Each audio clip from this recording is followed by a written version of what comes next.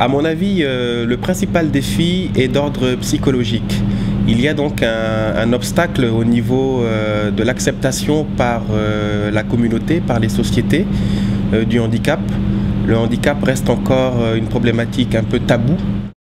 Donc je pense qu'au Togo, d'après les études que nous avons faites, en début de projet, les principales difficultés sont liées aux représentations du handicap et aux discriminations dont les personnes en situation de handicap auxquelles elles font face. Et donc il y a énormément de représentations négatives, que ce soit par rapport à la déficience mentale, par rapport aux causes des déficiences. Et c'est très difficile à gérer par rapport aux personnes handicapées. Un deuxième défi que je vois, c'est l'accès aux services, que ce soit l'éducation, que ce soit les soins de santé. Suite aux représentations et aux discriminations dont les personnes handicapées font face, elles se retrouvent plus à la maison et donc les personnes ont moins accès à ces services. Et puis la discrimination des enfants en situation de handicap au Burkina commence dans les familles.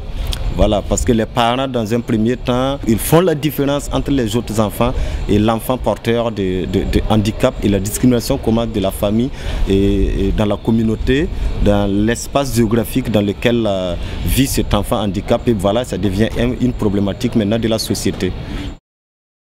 Au Niger, les problèmes rencontrés par les enfants handicapés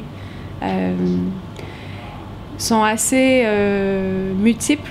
Bon, un problème important qu'on rencontre est celui de la reconnaissance par les parents et la communauté de ces enfants qui sont souvent laissés de côté, voire même cachés et associés à des représentations assez négatives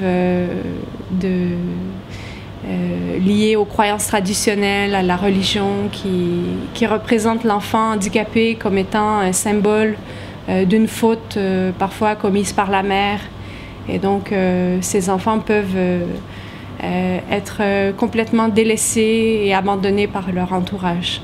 On rencontre aussi l'extrême inverse d'enfants qui sont surprotégés, que les parents couvent énormément et qui n'arrivent pas de ce fait à développer suffisamment d'autonomie pour pouvoir, en grandissant, se prendre en charge par eux-mêmes. Donc les deux extrêmes dans ces attitudes sont, à notre sens, aussi dommageables pour l'enfant qui, dans les deux cas, ne pourra pas devenir un adulte épanoui et autonome qui puisse prendre en main son destin. Ça dépend aussi des ethnies. Il y a des ethnies pour lesquelles ça ne constitue pas un problème. Quand vous prenez par exemple le Bissa trouve que la personne aveugle est une personne, c'est un divin parce que voyant ce que les autres ne voient pas, du fait d'être aveugle, alors qu'ailleurs on dira que c'est une malédiction, c'est une punition de Dieu, etc. etc.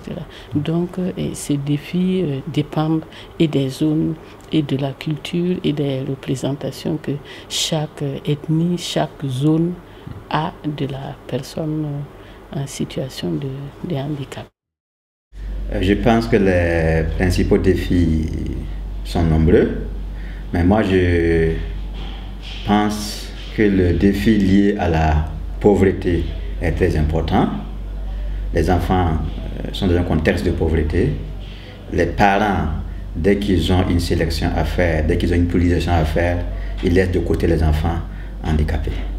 Et donc il y a un défi pour s'imposer, pour se faire reconnaître. Également, au niveau du Burkina, il nous manque beaucoup d'informations sur le nombre d'enfants handicapés. Jusqu'à présent, il y en a qui pensent qu'ils sont une dizaine, une vingtaine, une trentaine, alors que ce sont des milliers d'enfants qui sont cachés. Il faut pouvoir les identifier pour essayer d'apporter des réponses à leurs problèmes.